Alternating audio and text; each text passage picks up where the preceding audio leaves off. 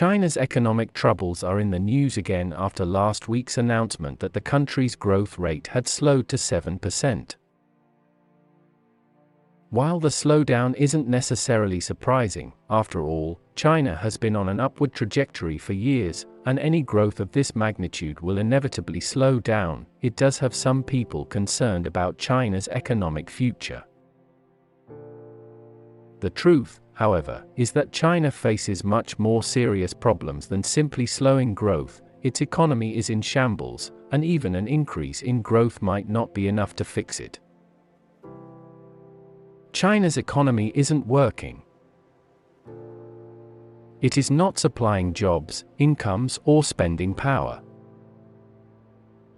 The most telling evidence of this can be seen in the country's shrinking workforce.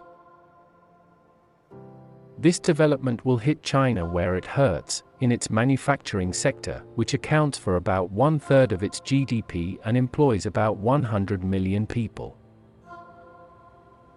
When people aren't working, they are not buying goods. China's economy isn't working. It is not supplying jobs, incomes, or spending power. 5 sentences. The most telling evidence of this can be seen in the country's shrinking workforce. The labor pool has been declining since 2011 as Beijing officials have allowed companies to hire workers with only informal contract terms that are short-term and don't require payment into pension funds.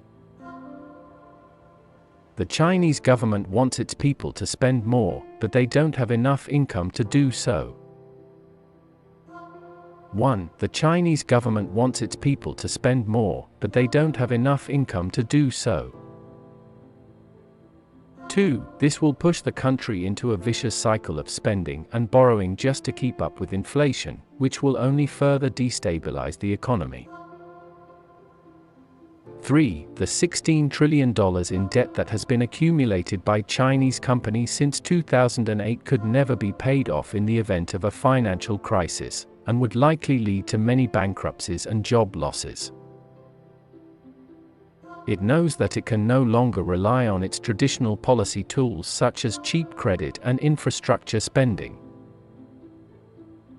China's economic crisis, which was caused by a combination of slowing export growth and industrial overcapacity, has been worsening in recent months. It knows that it can no longer rely on its traditional policy tools such as cheap credit and infrastructure spending, so now it will have to take drastic measures such as reducing interest rates and increasing the value of its currency. With these steps taken, China could experience a much-needed boost in exports and investments in new industries. Its only option now, therefore, is goosing exports by depreciating the yuan, while it keeps its domestic economy on life support until trade flows improve. It has 2 options: 1. Try to stimulate its economy by investing more in domestic demand, and 2. Try to get the export sector going again by depreciating the yuan and hoping for the best. 1. The first option would involve significantly loosening monetary policy, as well as major fiscal stimulus. However, this could lead to inflation that exceeds Beijing's tolerance levels, which could force it to tighten policy at a future date. There are also no signs of any pickup in domestic demand so far this year. Investment was actually down 9% from last year, indicating that Beijing doesn't believe it can wait much longer before tightening. Unfortunately, there is a limit to how far exports can fall before demand evaporates altogether. That point may be reached in 2016. The Chinese economy has already slowed considerably, but the slowdown has been masked by a variety of factors.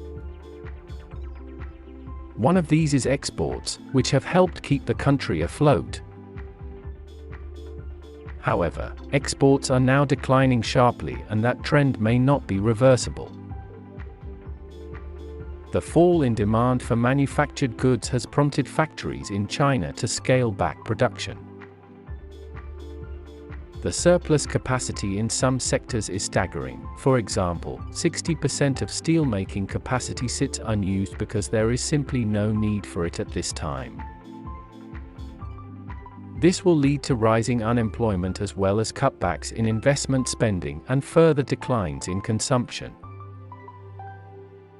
The consequences could be devastating as large numbers of workers lose their jobs or fail to find new ones.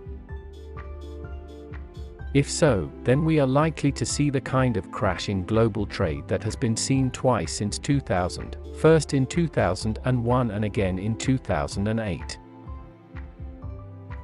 The country has been trying for years to transition from an export-driven economy dependent on manufacturing and construction, but it hasn't really taken off. For a long time now, there's been a huge oversupply of steel and aluminum in the market.